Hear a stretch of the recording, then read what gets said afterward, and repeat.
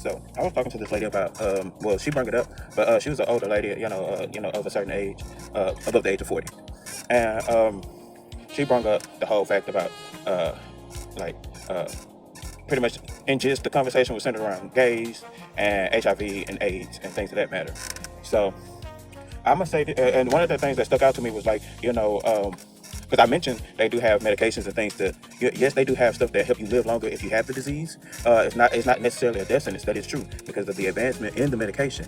I will say this. And she mentioned stuff about being undetected. Now, being undetected is a great status to be under when you do acquire the virus. But the thing is, to maintain and to keep that undetected status, is you have to really kind of transform your life and, you know, try not to indulge in very toxic things that will hinder your health. Try to eat right, eat healthy if you can. Limit your alcohol, limit your smoking. You don't want to do anything or engage in activities that can lead you to get sick because you are fighting an autoimmune deficiency disease.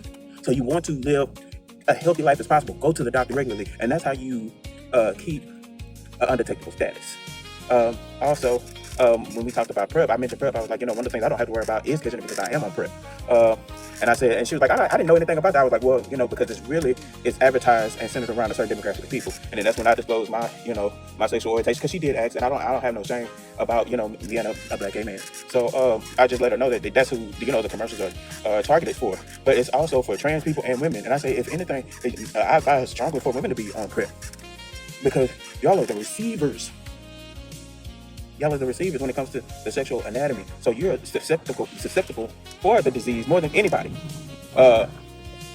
She was like, well, I don't live that type of lifestyle, so, I don't have to pretty much too much worry about that. And here's where I have an issue with, is that AIDS, because she's underlying saying that AIDS is a nasty person disease. In her mind, she assumes it, it's for people who are loose, and that's not necessarily the case. I ran into countless of people who have acquired HIV in monogamous relationships.